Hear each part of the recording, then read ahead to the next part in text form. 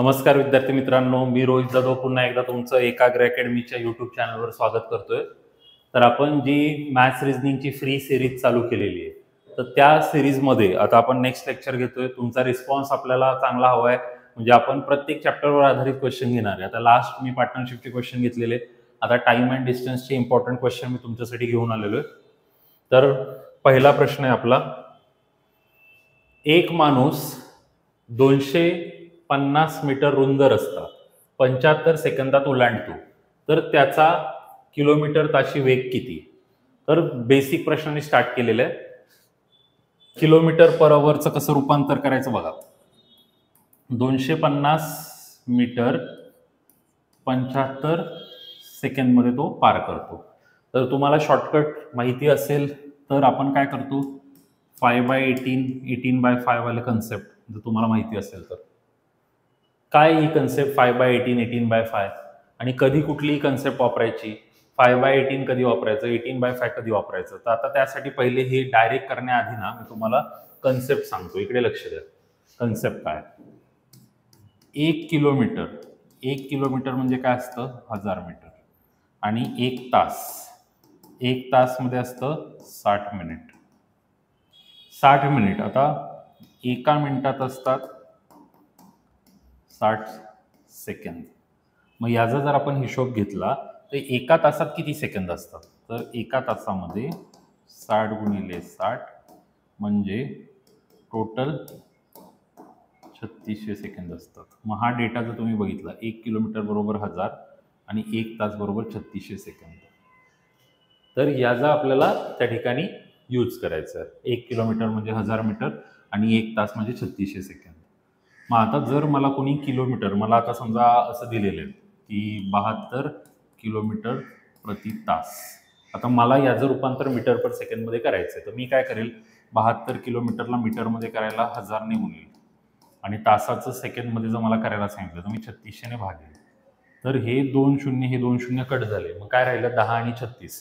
याला जर मी भाग दिला तर हे 2 पंचे आणि हे 18, म्हणजे इथे काय आलं 518. तर हा तो फॅक्टर आहे 518. तो 518 कुठून आला हे मोस्ट ऑफ द लोक सांगत नाहीत आपल्याला, फक्त सांगतात 518ने गुणा, 18 गुणा, आणि कधी कशाने गुणायचं यामध्ये पण मुलं कन्फ्यूज होतात. आता मी जर ह्याला सॉल्व्ह केलं तर हे 18 × 18 18 × 72 आणि 4 × 5 20. मग माझं उत्तर येईल 20 मीटर प्रति सेकंद. म्हणजे 72 किलोमीटर पर अवर जे आहे त्याचं उत्तर नंतर काय झालं, 20 मीटर प्रति सेकंद.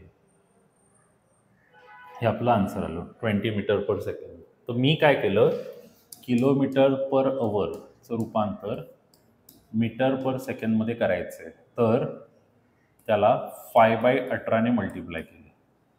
तर याचं किलोमीटर पर अवरचं रूपांतर मीटर पर सेकंड. तर याचं उलटं, मीटर पर सेकंडचं रूपांतर जर मला किलोमीटर पर अवरमध्ये करायचं आहे तर मला 18/5ने त्याला गुणावं लागेल. मग आता या गणितामध्ये मला त्यांनी तेच दिले, 250 मीटर आणि सेकंडमध्ये त्यांनी दिलेले 75 सेकंद. तर याचं मला रूपांतर करायचं आहे तर मी काय करणार, 18 आणि 5 हे घेणार. आता मी जर इथे भाग द्यायचं ठरवलं तर त्याचा किलोमीटर ताशी वेग किती असं काढायला सांगितलं. तर भाग द्यायचं ठरवलं तर 5ने इथे डायरेक्ट भाग गेला, 5 तर हे 50 आलं.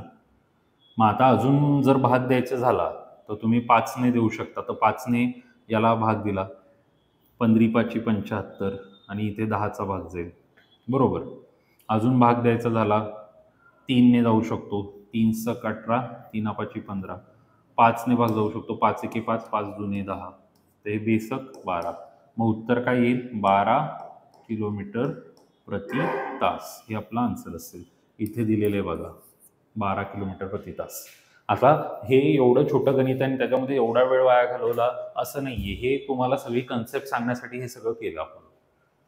आणि याला करायला तर आपल्याकडे वेगवेगळ्या पद्धती असतात. आपण वेगवेगळ्या पद्धतीने पण करू शकतो. वेगवेगळ्या पद्धतीने म्हणजे कसं, आता माझ्याकडे वेगळी पद्धत पण आहे. हे तर मी तुम्हाला रुटीन सांगितलं जे सगळे शिकवतात.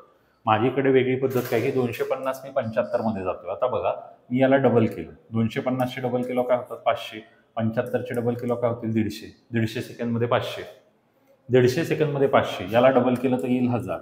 1000 किती सेकंडमध्ये, 150चे डबल 300. 300 सेकंडमध्ये 1000 होते. 300 सेकंद म्हणजे किती असतात, 5 मिनिट. म्हणजे तो माणूस 5 मिनिटामध्ये 1000 जातोय. 1000 म्हणजे 1 किलोमीटर जातोय. मग आता 60 मिनिटात किती? मग याला 60 करायला 12 ने गुणावं लागेल. 12 25 60 म्हणजे तो 60 मिनिटात किती जाईल? 12 किलोमीटर झालं आन्सर. 60 मध्ये 12 आलं ना उत्तर. तर एखादं गणित करायला आपल्याकडे खूप साऱ्या वेगवेगळ्या मेथड्स असतात. तर त्यापैकीच ही आपण बेसिक मेथड दाखवली आणि हे मुलांना माहीत असेल तर एक्झाममध्ये काम येतं. 5 18 18 5. बघा कोणाला काय डाऊट असेल, मला तुम्हाला पूर्ण डिटेलिंगमध्ये शिकवायला काही इच्छा नाही असतलं नाही. मी तर नेहमी शिकवतो, माझं कामच आहे, एज्युकेटर मी आहे. पण मला रिस्पॉन्स पण पाहिजे ना. शिक्षक जर तुम्हाला शिकवेल तर त्याला प्रोत्साहित करण्यासाठी तुम्हाला काहीतरी करावं लागेल. काहीतरी म्हणजे एक तर पैसे देतात ना लोक, तेव्हा शिकवतात. पण तुम्हाला मी पैसे तर नाही मागत आहे. पण माझं म्हणणं आहे की लेक्चर तुम्हाला फक्त काय करायचं, तुमच्या मित्रांपर्यंत पोहोचवायचं. म्हणजे याचे व्ह्यूज वाढले की मग आपल्याला अजून काही काही गॅपमध्ये नवीन गोष्टी घेता येतील, अजून जास्त प्रश्न घेता येतील. नाहीतर मग आपल्याला काय तेच लिमिट आहे, मग 7-8 क्वेश्चन घेतले, 10 क्वेश्चन घेतले. थोडं तुम्ही रीच वाढवा. मग आपण मॅरेथॉन्स पण घेऊ, 20 प्रश्न 40 प्रश्न, खूप पूर्ण डिटेलिंगमध्ये पाहिजे, चॅप्टर वाईज पाहिजे, कसं पाहिजे तसं सांगा. आता तसंच दिलेलं बघा. 5 किलोमीटर तास वेगाने चालणारा माणूस 15 मिनिटांमध्ये पूल पार करतो, तर पुलाची लांबी मीटरमध्ये किती आहे? इथे थोडंसं अरेंजमेंटमध्ये थोडी मिस्टेक झालेली, त्यामुळे पर्याय इकडे तिकडे झालेले.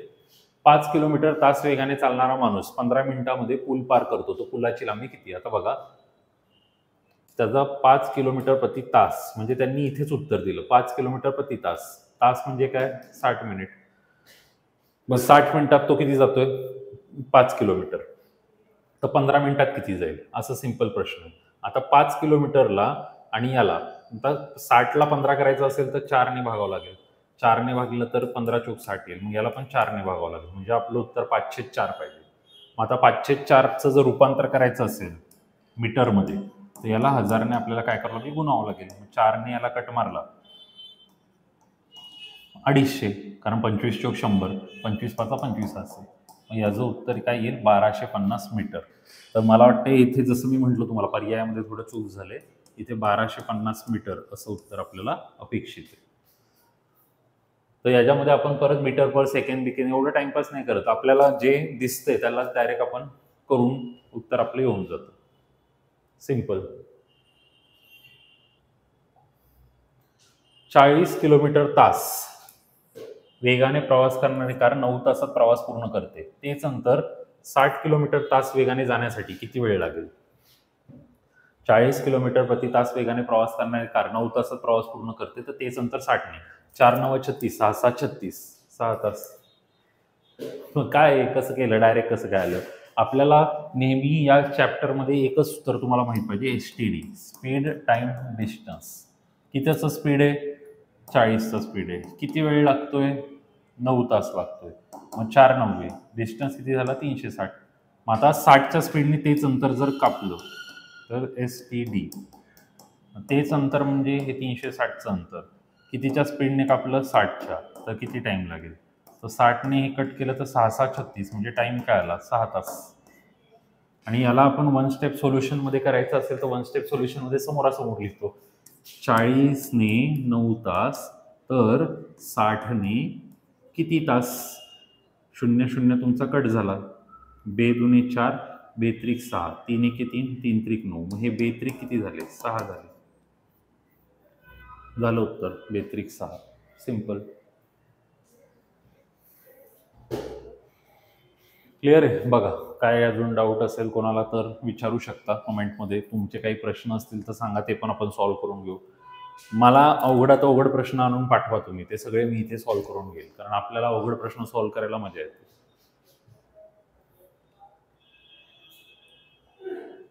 एक माणूस A ते B पर्यंत 12 किलोमीटर प्रति तास एक समान वेगाने जातो आणि 4 किलोमीटर प्रति तास एक समान वेगाने परत येतो, तर त्याचा सरासरी वेग काढा. आता कमेंटमध्ये याचं उत्तर द्या बरं, तुम्हाला येत असेल तर. सरासरी वेग काढायचं सूत्र पण असतं, तुम्ही सूत्राने पण करू शकता. बघूयात कोणाला येते का, ट्राय करा बरं.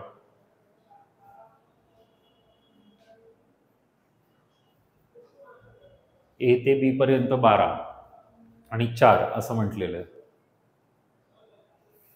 तर आता खूप सारे मुलं ॲव्हरेज काढायचं म्हटल्यावर काय करतात? 12 अधिक 4 16 आणि 16ला 2ने भागतात आणि 8 उत्तर सांगतात. इथे 8 दिले बघा. चूक आहे हे उत्तर. सरासरी वेग काढण्यासाठी आपल्याकडे टेक्निक पण आहे आणि फॉर्म्युला पण आहे. आता फॉर्म्युला काय आहे, तर फॉर्म्युला हा घेतला जातो सरासरी वेग काढायचा 2xy x प्लस वाय. 2 एक्सच्या जागी काय येईल 12, वायच्या जागी काय येईल 4, 12 अधिक 4, 12 दुने 24, 24 चोक 96 असं आपण करू शकतो, किंवा 4 दुने 8 आणि 12 8 96, हे 96 आलं. आणि 12 आणि 4 16, 16 96 बरोबर. 12 चोक 48, 48 दुने 96, 12 दुने 24, 24 चोक 96, 12 4 16, 96 16 6 उत्तर आलं. इथे दिलेलं आहे आन्सर आपल्याला 6. Simple 2xy upon x plus y. तर ही मेथड आपण कशी शोधून काढली, कारण याला जर करायला घेतलं तर खूप अवघड जातं. मग आता करायला गेलं तर अवघड का जातं, कारण प्रॉब्लेम काय की इथे आपल्याला फक्त त्यांचं काय दिलेलं आहे, स्पीड दिलेलं आहे. एक माणूस ए ते बी पर्यंत जातो आणि तसंच परत येतो. मग आपल्याला काय करायला लागेल, ए ते बीचं अंतर, मग अंतर आहे आपल्याला समजा डी घ्यायला लागेल. मग आता तो माणूस आपण जर फॉर्म्युल्यानुसार गेलो, STD हा फॉर्म्युला घेतला, स्पीड टाईम डिस्टन्स, तर डीचं अंतर कितीच्या स्पीडने जातो, 12च्या स्पीडने जातो, तर त्याला किती टाईम लागेल, याला T1 घेऊ, S1 घेऊ, आणि डी तर सेम आहे. मग आता हे T1 काय येईल, T1 येईल D/12. आणि मग जर त्याचा टाईम दुसरा घेतला S2, T2 आणि D, तर आता दुसरा स्पीड किती आहे 4चा, T2 आणि इथे D. मग टायमिंग ऑफ 2 त्याचा काय आला, D/4 आला, D/12 आणि D/4. तर टाईम 1 आला, टाईम 2 आला. तर आपल्याला ॲव्हरेज काढत असताना काय करतो आपण, ॲव्हरेज काढताना, सरासरी वेग काढताना, सरासरी वेग बरोबर एकूण अंतर अपॉन एकूण वेळ. मग सरासरी वेग काढायचं आपल्याला, एकूण अंतर काय, डी, जाताना डी, येताना परत डी, म्हणजे एकूण अंतर तुमचं आलं 2D. आणि वेळ काय आला, वेळ आला D/12 आणि तुमचा आला D/4. आता ह्याला जर सॉल्व करायचं असेल आपल्याला, त्याला 3 ने गुणावं लागेल, सेम करायला 3 ने गुणलं. मग आता हे जर मी सॉल्व केलं तर इथे काय येईल, 2D बरोबर डी आणि 3D, 4D आणि खाली काय आलं 12. जर आता नीट बघितलं, डी गेट कॅन्सल, आणि तुम्ही बे बे दुने 4 असा भाग लावला, 2 ने 12ला भाग लावला, बेसक 12, आणि 1/6 वरती आलं तर काय बनेल 6. हे तुमचं उत्तर. तर एवढं मोठं करण्याऐवजी आपल्याला हे एवढ्या सिंपल पद्धतीने उत्तर मिळतं.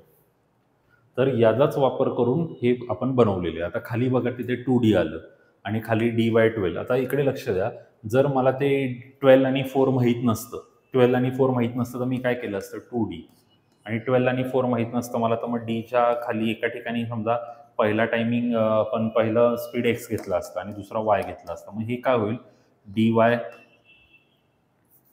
म्हणजे मी जस्ट तुम्हाला दाखवतोय, मग हे काय होईल 2D, आणि मग इथे हे dy होईल, मग हे xd होईल किंवा dx जे असेल, आणि हे xy होईल. मग हा xy वरती जाईल, मग हे वरती गेल्यानंतर 2dxy आणि खाली dy आणि xd, मग यातनं d कॉमन निघेल.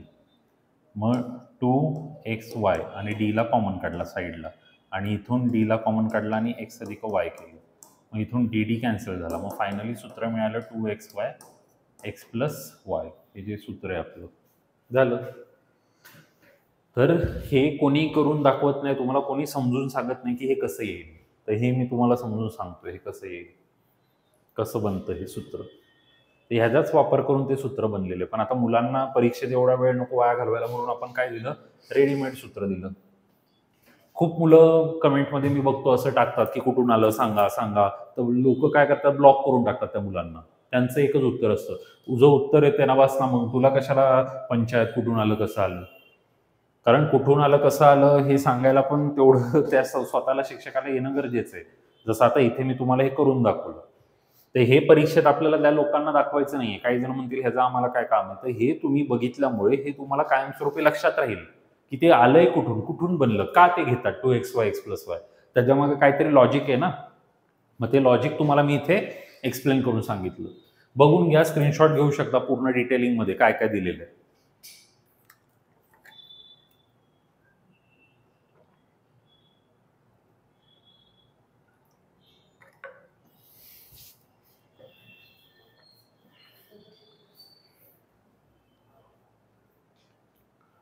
चला, झालं असेल तर आता मग पुढच्या गणिताकडे जाऊ.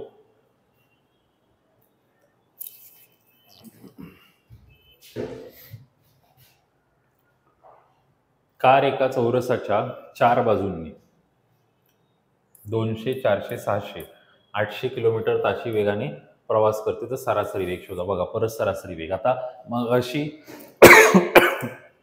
आपण 2चा सरासरी वेग बघितला, सॉरी, आता इथे कितीचा आहे, 4चा. तर याचा अर्थ आता परत सरासरी काढा, म्हणजे असं नाही 200, 400, 600, 700, 1200 आणि 800, 2000. 2000ला 4ने भागलं 500. 500 आहे ना उत्तर सर, हे झालं उत्तर. चुकलं. असं नाही करायचंय. मग कसं करायचंय, त्यासाठी डायग्रामॅटिकली तुम्हाला बघावं लागेल. हा एक चौरस आहे. मग चौरस आहे तर चौरसाची प्रत्येक बाजू समान असते. मग जर ही एक्स असेल तर ही एक्स आहे, ही एक्स आहे आणि ही एक्स आहे. मग आता 4 बाजूनी प्रवास करताना स्पीड, आता पहिला स्पीड त्याचा 200चा आहे, दुसरा स्पीड समजा त्याचा 400चा आहे, तिसरा स्पीड त्याचा 600चा आहे आणि चौथा स्पीड त्याचा 800चा आहे. 200, 400, 600, 800 असे 4 स्पीड त्याच्याकडे आहेत.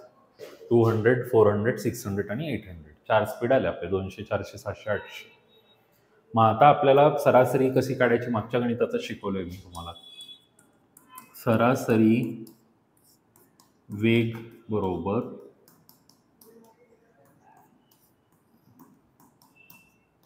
एकूण अंतर भागिले एकूण वेळ. एकूण अंतर तर आपलं आलं 4x. एकूण वेळ, पहिला वेळ आला x/200. कारण डिस्टन्स बाय स्पीड करायला लागेल. आता काहींना ते डोक्यात नाही जाणार, तर बघा, स्पीड टाइम डिस्टन्स. तर माझ्याकडे टाइम काढायचं तर मला डिस्टन्स बाय स्पीड करायला लागेल, जे की मी केलं. मग पहिले x/200 येईल, x/400, x/600, x/800. मग वरती 4x जसं आहे जसं खाली 200, 400, 600, 800 सगळ्यांच्या पाड्यात येणारी संख्या 24, लसावीवाली कन्सेप्ट. मग इथे 24 करायला आपल्याला 12ने गुणावं लागेल, वरती खाली दोन्हीकडे. इथे 6ने गुणावं लागेल, इथे 4 सख आणि इथे 8 त्रिक. मग हे जर काउंट केलं तर हे आलं 12x, 6x, 4x, 3x आणि खाली किती आलं 2400. मग आता हे वरती आलं 4x, 12 आणि 6 18, 4 22 25, 25x आणि खाली काय 2400. तर आता इथे x कट झाला तुमचा आणि हे 4 आहे, तर हे 2400 वरती जाईल आणि इथे काय येईल 2500 येईल. मग 25ने जर तुम्ही याला भाग दिला, 25 9 25 असेल आणि 25 सख 150, 96 चौक, 4 सख 24, 4 9 36, हे आलं उत्तर 384. बघा किती फरक आहे तुमच्या उत्तरामध्ये आणि आयोगाच्या उत्तरामध्ये. तर मुलं चुकून 500 लिहितात आणि त्यांना वाटतं अरे सर एवढा इझी क्वेश्चन, काय करायचंय, नुसती बेरीज करून तर भागायचंय. ॲव्हरेज म्हणजे बेरीज करून भागणं असतं, बरोबर आहे, पण काय ॲव्हरेजमध्ये कशाचं ॲव्हरेज काढायला सांगितलं ते पण महत्त्वाचं आहे ना. वेग काढायचा आहे, तर सगळ्यात पहिले वेग काढण्यासाठी तुम्हाला त्या सगळ्या गोष्टी तर इथे घ्याव्या लागतील. मग हे आपण घेतले x/200, x/400, x/600, x/800 आणि याच्यावरून आपल्याला हे करता आलं. मग आता याच्यामध्ये काही शॉर्टकट आहे का, तर बघा बरं काय दिसतंय का तुम्हाला याच्यामध्ये. त्याच्यामध्ये शॉर्टकट म्हणजे लसावीवाली मेथड वापरून आपण करू शकतो. लसावीवाली मेथड म्हणजे कशी, आता बघा माझ्याकडे वेग दिलेला 200, 400, 600 आणि 800. मी ह्या सगळ्यांचा लसावी काय येतो 2400. इथे येईल 12, इथे येईल 6, इथे 6 चोक आणि इथे येईल 8 त्रिक.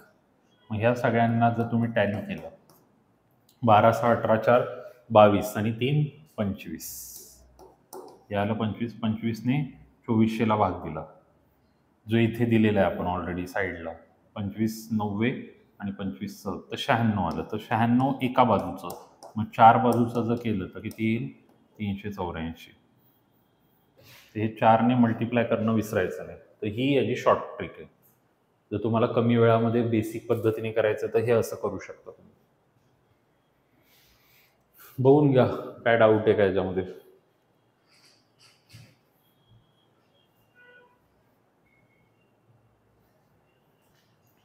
तुमचा रिस्पॉन्स खूप कमी येतो रे मित्रांनो. एवढं म्हणजे मेहनत करायची, चांगलं शिकवायचं, तुम्ही रिस्पॉन्स नाही देणार कमेंटमध्ये.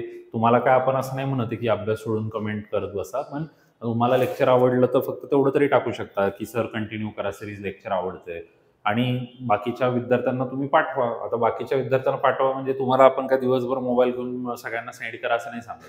तुमच्या मित्रांना रेफर करायला सांगायचं की अरे सर चांगलं शिकवतात, मस्त गणित आहे, परीक्षेसाठी कामाचे, त्याला बघायला सांगायचं. एखाद्या वेळेस त्यांनी बघितलं की मग त्याला आवडलं की तो स्वतःच कंटिन्यू करेल.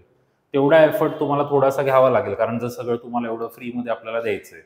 मला रिझनिंगचे चॅप्टर पण चालू करायचे, मी जनरल सायन्स पण घेतो तुम्हाला माहिती आहे. तर तुमच्यासाठी खूप साऱ्या गोष्टींची प्लॅनिंग ऑलरेडी माइंडमध्ये केलेली आहे. आता इथे 3 भागांचं दिलेलं आहे त्यांनी. जसं आता 4चं केलं तसं 3चं. एकूण अंतराचे 3 समान भाग करून प्रत्येक भागाचे प्रवास 60, 30 आणि 10ने केल्यास सरासरी वेग काढा. म्हणजे लगातार सरासरी वेगचे 3 प्रश्न आहेत. एकामध्ये दोघांचं सरासरी वेग होतं, यायचं जायचं. एकामध्ये 4 बाजूचं, आता इथे 3चं. तर याला पण आपण मगाशी सांगितलं तसं करू शकतो. आता इथे मी एक अंतर घेतलं, तर ह्याच्यामध्ये 3 भाग आहेत. 1, 2, 3 समान भाग. तर हे अंतर x आहे, हे अंतर x आहे, हे x आहे असं आपण पकडू. तर हा प्रवास त्याचा चाललाय 60ने, हा प्रवास चाललाय त्याचा 30ने आणि हा प्रवास चाललाय त्याचा 10ने. 60, 30 आणि 10 असे 3 त्यांचे प्रवास चाललेले आहेत, 60, 30, 10चे. एकूण अंतराचे 3 समान भाग करून प्रत्येक भागाचे प्रवास अनुक्रमे 60, 30 आणि 10च्या वेगाने होत आहेत. मग आता आपण परत एकदा तीच कन्सेप्ट वापरू जी याच्या आधीच्या 2 गणितांमध्ये वापरली. सरासरी वेग बरोबर एकूण अंतर भागिले एकूण वेळ. मग एकूण अंतर किती आलं आपलं? हा भाग x आहे, हा भाग x आहे, हा भाग x आहे. एकूण अंतर आलं 3x. एकूण वेळ किती आला? x/60, x/30 आणि x/10. सगळ्यांच्या पाड्यात येणारी संख्या 60. 60 करायला इथे काय करायला लागेल? 2ने मल्टिप्लाय करायला लागेल. 2ने मल्टिप्लाय केलं. इथे काय करायला लागेल? 6ने मल्टिप्लाय करायला लागेल. 3x, x/60, त्यानंतर 2x/60 आणि त्यानंतर 6x/60. हे आलं 3x वरती. हे 3 आणि 6 9x आणि इथे किती आले? 60. मग 3 त्रिक 9 असं कट झालं आणि 3ने हे कट झालं म्हणजे उत्तर काय आलं? 20. 20 उत्तर इथे दिलेले. आणि शॉर्टकटने कसं करायचं होतं? लसावीवाली मेथड. 60, 30 आणि 10 सगळ्यांचा लसावी आहे 60. 60 एके 60, 30 दुने 60, 10 सक 60, 6, 2 आणि 3 इथे आले टोटल 9. तर हे मगाशी जसं केलेलं तसं म्हणजे उत्तर आलं 60/9. पण आपल्याला 3 बाजू दिलेल्या आहेत म्हणजे याला काय करायला लागेल? 3ने मल्टिप्लाय करायला लागेल. मग 3ने याला कट केले 3 त्रिक, 3ने याला कट केले म्हणजे उत्तर काय आलं? 20. हे आन्सर आहे 20. झालं. तर मला वाटतंय आजच्या सेशनमध्ये एवढी गणितं बस आहेत. हे इथे 3 गणितं सरासरी वेगची, हे एक, हे एक आणि हे एक, सगळ्यांमध्ये सेम कन्सेप्ट वापरली. इथे 2 वाल्यासाठी फॉर्म्युला आहे, तसं मग 3 वाल्यासाठी फॉर्म्युला आहे. 3 वाल्याचं 4 वाल्यासाठी तर नाही फॉर्म्युला काढला आपण, पण 3 वाल्यासाठी फॉर्म्युला पण वापरू शकतो. 3xyz upon xy yz xz. तर तुम्हाला कोणाला वाटलं या फॉर्म्युल्यानुसार करायचंय असं करून बघा. 3 गुणिले 60 गुणिले 30 गुणिले 10 अपॉन मध्ये एक्स वाय म्हणजे 60 त्रिक 6 त्रिक 18, 6 त्रिक 18 म्हणजे हे आले 1800 प्लस 3 आणि 10 300 प्लस एक्स झेड 60 आणि हा आपला 10 म्हणजे 600.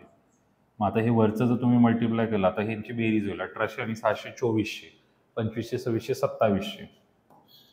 3 गुणिले 60 गुणिले 30 गुणिले 10 आणि इथे आलं 2700. 1 0 इथे गेला, 1 0 इथे गेला. 3 3 90 27, 3 त्रिक आणि 3ने इथे कट मारला म्हणजे उत्तर काय आलं 20. तर हा फॉर्म्युला 3 वाल्यांसाठी तुम्ही लागू करू शकता. 3xyz xy yz xz. तुम्हाला कुठली मेथड LCMची आवडते, ही आवडते, हे आवडते, या मेथडमध्ये फक्त हे गुणिलेचं विसरायला नाही पाहिजे. जसं 4 होते तर 4ने गुणलं, 3 येतं 3ने गुणलं. चला आता याच्यामध्ये पुढचे क्वेश्चन मी ना नेक्स्ट लेक्चरमध्ये घेणार आहे. तुम्हाला कुठले क्वेश्चन असतील तर कमेंटमध्ये जरूर टाका. बघा इथे बाकी आता याच्यामध्ये अजून पण 10 क्वेश्चन्स ठेवलेले आहेत मी. हे मस्त सगळे कंबाईन लेवलचे क्वेश्चन आहेत. 1-2 याच्यातले राज्यसेवा लेवलचे पण आहेत. हे सगळे क्वेश्चन तुम्हाला मिळतील. तर आजच्या सेशनमध्ये एवढंच. तुमचा रिस्पॉन्स असाच चांगला राहू द्या. धन्यवाद सगळ्यांना. भेटूयात नव्या लेक्चरमध्ये.